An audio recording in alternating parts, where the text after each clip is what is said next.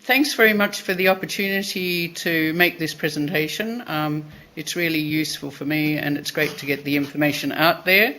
I'd like to start by acknowledging the traditional owners of the land on which we live and work. And just by way of introduction, I was looking at this presentation, doing a practice run this morning with Emily and Mandy. And I looked at the title and thought, oh my God, what was I thinking when I wrote this? It's a very long title, so I'll dispense with that and get on with the real stuff. Also like to acknowledge my co-workers, Deb Jones, who runs the primary healthcare stream here, Claire Brunero, who's the head speechy, Deirdre Hill, OT, Judith Merritt, who was the OT before Deirdre, and of course our leader, David Lyle. Okay, so why did we call it killing two birds with one stone? It's actually solving two problems at once. And what are the problems? There's a huge need for services in speech and occupational therapy in rural and remote Australia and in rural and remote primary schools. And so that's an issue of really workforce recruitment and retention. We seem to be able to lure the odd speechy or OT out here, but when they arrive, they don't stay too long, huge cost to the system. And of course, kids in primary school just don't get access to this sort of service, which is really bad. And we find in Broken Hill that there's evidence that there's a much higher incidence of kids in primary school who have speech, language and coordination difficulties. And we know there's very strong evidence to suggest that they have much poorer educational outcomes, much poorer health outcomes, much poorer life outcomes. They usually end up in the criminal justice system. Not a good life. So that's one problem. And the other problem is the learning need. We have about 450 students here through Broken Hill a year, ranging from medical through allied health to nursing. And we do mostly the traditional clinical placements, same old. They're great. They teach you about shadowing a supervisor and doing one-on-one therapy sort of stuff. Perfectly fine. But stretching that a bit, we think you get better learning by putting service into that mix. So, you know, the idea is that if students actually provide services during a supervised placement, they learn more. It's better learning. So that's the idea in a nutshell. And this is the obligatory cartoon, two dead birds, one stone. It just doesn't add up. Okay, so what I wanted to talk about today was what service learning is, the program in Broken Hill, the ARC linkage criteria and why we went for ARC linkage, the evaluative framework, our partners and the lessons and the future. All right, so moving on to service learning. What we run here in Broken Hill with the speech pathologist and occupational therapy students is a continuous program in our Broken Hill, Wilcannia and Menindee primary schools, where we send in a cohort of students each term so that it provides a real service into the classroom. They work with the teachers and they provide assessment and screening services and treatment services to primary school kids in speech, language and coordination. So it's structured learning. It teaches them about community service. Well, it is a community service. The structured learning is important. They're not missing out on any of the academic learning that they should be doing. There are proper learning goals set. And all of that hunky-dory with the participating universities. In fact, they think the program's great. There's a lot of preparation, so we spend the first week of the student placement each term preparing them for their service learning placement so they get an understanding of what the classroom situation is going to be like. We encourage them to do a lot of reflecting by themselves, with each other and with our academic supervisors. And we think that context is really important. So the fact that they're here in Broken Hill, Wilcannia and Menindee, learning about what it's like to live in these communities, learning particularly what it's like to come from a socially disadvantaged background or an Aboriginal background. I mean, some of these kids, there's a real problem with them not turning up to school. And so the discontinuous, I suppose, attendance at school presents real problems. These are problems that you probably don't face on a normal clinical placement. So they understand what it's like, what rural disadvantage is like, and I think that context is really important when you think about preparing them for practice in the real world. And they get to actually provide services themselves. So a lot of people would think that service learning is maybe a risky option for teaching undergraduates. We would like to say, and we certainly think from the early indications, but we would like to say it's a great way of learning and teaching, and it's a great way of providing a service to communities who wouldn't have this service otherwise. Okay, so what's the evidence for service learning? I mentioned that, we're sort of, it's by the skin of our teeth really at the moment, but there's strong evidence from the States where service learning's been embedded in the university system for many decades, that students tell us through self-report that it improves their sense of civic responsibility. They've got a stronger sense of their personal, professional identity, and they really understand the social determinants of health. That's through getting out there and providing services in the community. In terms of learning outcomes, we know that the exam results in the States in some of these programs are at least as good as traditional placement, sometimes better. So that's a really positive indication. And it's certainly, the long-term evidence is coming in now from tracking studies that it does improve rural practice uptake. And after all, when you think of it, the UCRH, as in Australia, one of their aims is to improve rural practice uptake, so to encourage health professionals to come and work in the bush.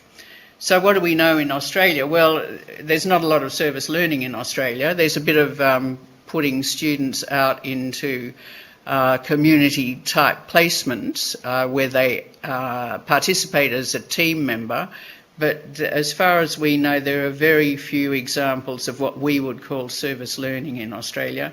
We have a bit of evidence from our extended medical placement program here, and we have preliminary evidence on a pilot study of the speeches and OTs that have been done by our colleagues at Sydney University that tells us that they learn through what we call social learning systems. So the fact that they're embedded in a community, they get to know their peer students and their supervisors and the teachers, all help them to learn. They learn about context, and they form what we call now communities of practice.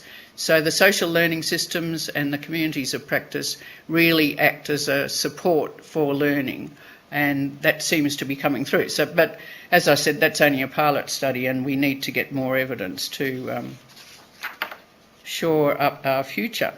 So we decided to apply for an ARC linkage grant because we met the criteria of collaborative higher education research.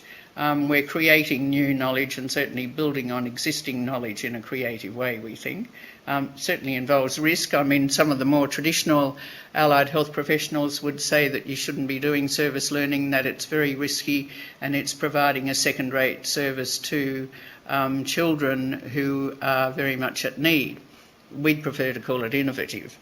Because they are supervised. So research development, creative, systematic to increase knowledge to humankind, the culture and society, and devise new applications. So we think we sort of meet the criteria there. So the project is broadly speaking to evaluate the service learning program for speech and OT, which is based here at Broken Hill, but I'll tell you a bit more about that.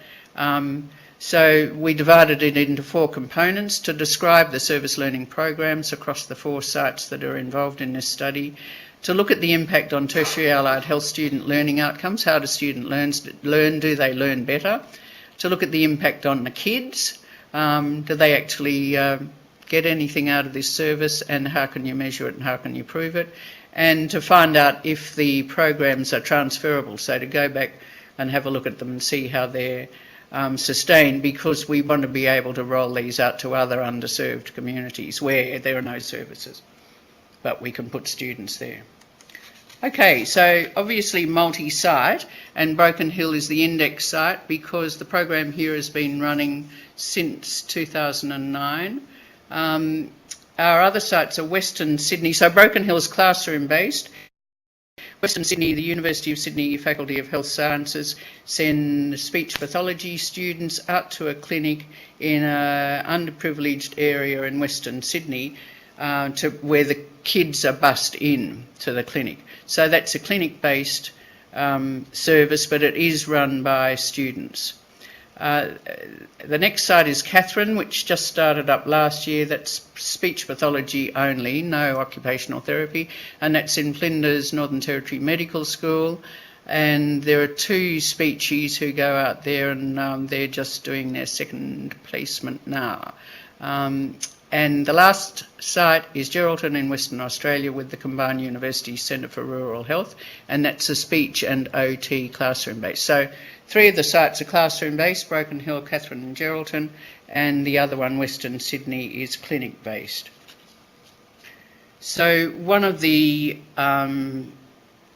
criteria for ARC linkage is obviously external partners, and it's not just support, it's not just talk, and it's not just them saying we love you, trust us. They have to actually give money. And our partners are the Far West Local Health District, with whom we have a very close working relationship, and they acknowledge that this is a service that they should be providing if they could recruit speechies and OT, paediatric speechies and OTs. So they're very supportive of the program and prepared to fund this research to evaluate it. Also supportive is the New South Wales Department of Education and Communities, and they've supported the program since its infancy in 2009. And in fact, Broken Hill is the site for a new specialist centre for education across New South Wales, and we can see this service learning work tying in very much with that centre. Our colleagues from Rural Health West in Western Australia are also kicking in, and they provide recruitment workforce planning services and are obviously colleagues of Western Australian academic colleagues in Geraldton. And last but certainly not least, Health Workforce Australia. I didn't quite know what to call them because they don't actually exist anymore after the budget cuts. But they're very supportive. They have put service learning into national policy documents. They're right behind it. Their role will be subsumed into the Commonwealth Department of Health, but I had to call them Workforce Australia because I don't have an alternative name at this stage. But we're hoping that they'll continue to work with us. All right, so I talked about the 4 components to the program. So the first one is describing the program, which is very important. I mean, we read a lot of this descriptive stuff in the literature, and you think, oh yeah, just another program. But it is important to get it out there because people want to know, how it's provided. So the data we'll collect will be program documentation at each site. We'll interview the stakeholders, key program informants, and have focus groups with them to get their views on how the program has been set up. And we want to identify the factors that are important in supporting service learning, so those networks and partnerships. Just by way of example, in Broken Hill in about 2008, the primary school principals came to the university and said, can you do anything to help us? We just can't. Our kids need speech and OT because, behavioural issues are really rife in the classroom. Our primary school teachers can't cope. We desperately need speech, language and coordination services. So we said, oh, okay, we think we've heard about service learning. So negotiated with the Far West Local Health District. I can't remember what it was called in those days. They were supportive. So we trialled students, and that was how it went. So that's been a really strong partnership. But if you didn't have that partnership, the whole thing couldn't work because it's based on that trust. In Geraldton, in Katherine, they came to us because they said the language difficulties in Katherine are extreme in primary kids because often the kids don't speak English as a first language. They might not speak very much English at all. So there's Creole and a number of Aboriginal languages. So that's a huge challenge to deal with. They said, we can't keep speechies and OTs here. The population's too small. Can you help us? So that program consists of 2 speechies going in there, and we're setting up a governance structure involving the schools, the education department and the participating universities who send students. So it's very interesting the way that these partnerships have formed, and we want to know, you know, what makes them good and what doesn't work so well. Okay, the next component was student learning. So do students learn differently? We're approaching that by looking at educational attainment data and rural intentionality by follow-up at the end of placements and after 6 months. So do they actually think they want to take up rural practice, and what do they think, you know, sometime later? And qualitative analysis, we'll be looking at social learning systems and transformative learning by interview. We'll do some social network analysis on student connectedness, and we'll do some follow-up on the long-term impact on practice, which I think is really important. You know, it doesn't make you a different practitioner than you might have been without this. So the hypothesis for student outcomes is that students who do service learning placement perform better academically, we hope, are better connected with the community, we think, understand rural and social disadvantage, we know. I talked to some this morning, they said they did. Are better prepared for practice, well, we hope, and take up rural practice, we really hope that works, yeah. So on to the kids. Do they actually get anything out of this? The students put in their screening, assessment and treatment data straight onto a database, so we can analyse that. It's a bit like service data, isn't it? And we have permission from DEC, but we'll have to get formal ethics approval for this, to look at aggregated NAPLAN scores in Broken Hill only, because the program's been running for quite a long time now, so we can do a sort of before and after study, and that will be really interesting. But there are early indications that the NAPLAN scores are improving in Broken Hill kids, which is great. And we'll also look at the impact on schools and parents, so interviews with principals, teachers and parents. So the hypothesis is that pupils' speech, language and coordination skills improve. As I said, the early indications are that the NAPLAN scores are on the move upwards, and we do get very positive feedback from teachers. In fact, if you tried to withdraw this program, they'd be rioting in the streets. The parents love it. The pupils seem to love it. I've watched them, and it's really inspirational class stuff, seeing the students interact with the kids in the classroom.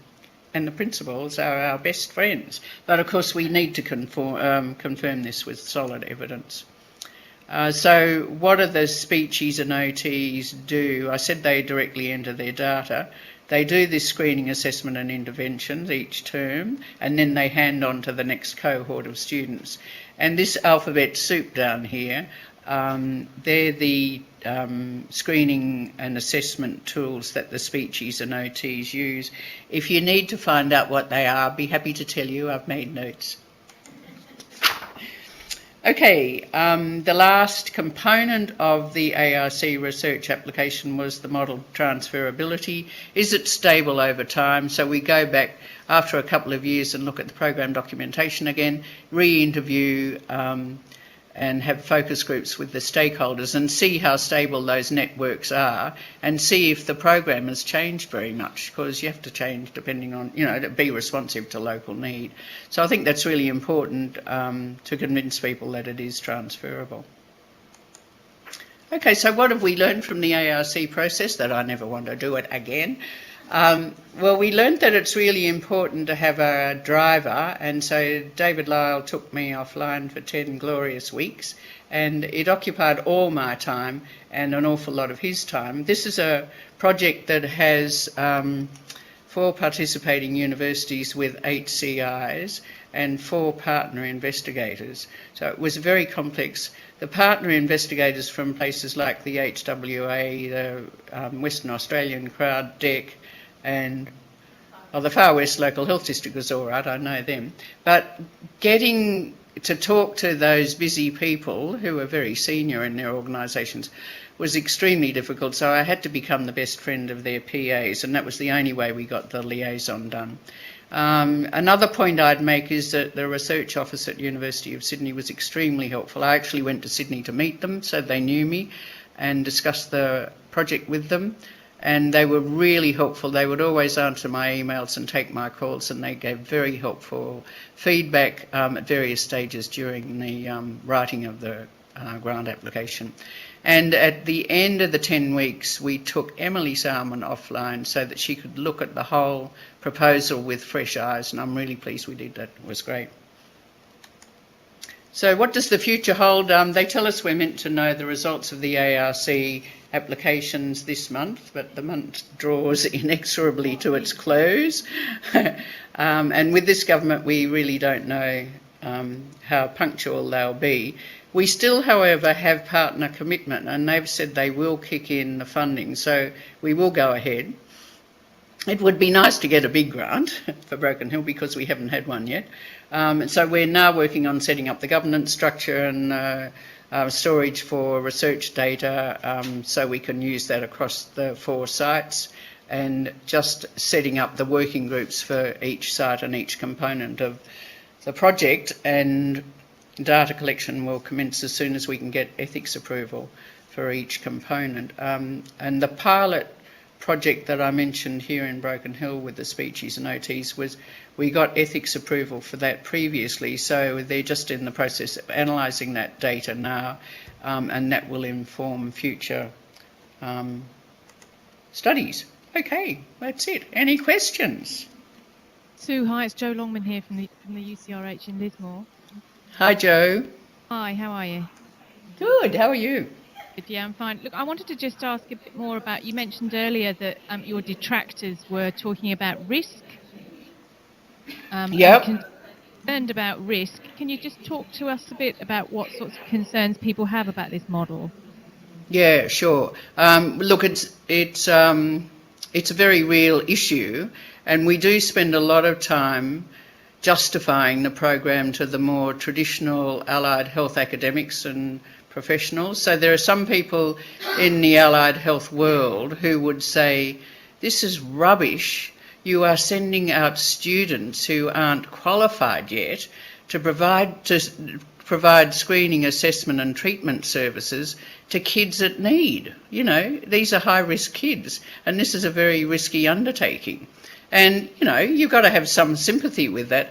Yes, you could look at it and say it is risky, but on the other hand, we don't send them out without support. The academic supervisors here for speech and OTs are in the classroom a lot. I mean, whenever I go out and have a look at this program, they're sort of hanging around. They're not providing the service, though. The students are doing that. But the students are supervised. And it's not remote supervision. It's actually quite hands-on supervision. So that's the risk issue, that some people might argue that you're really providing a second-rate service to a high-risk group of kids. I just wanted to ask about continuity of service, because you must get different cohorts of students coming through, so there must be times when there's no service. So how do you do actually like a follow-up program or a full program of therapy for the students? Yeah, good question, thanks. It is an issue, isn't it? If you're going to provide a service that's not there, you want it to be continuous. So we get cohorts of speeches and OTs every term. So they provide that service each term and then hand over to the next cohort. Now, they don't physically hand over, because by the time the next cohort's here, they've gone. You know, they've finished their placement, but they do leave detailed notes on each pupil, and we have a pupil database so that, if you like, that baton is handed on for continuity of care. Well, thanks very much for listening.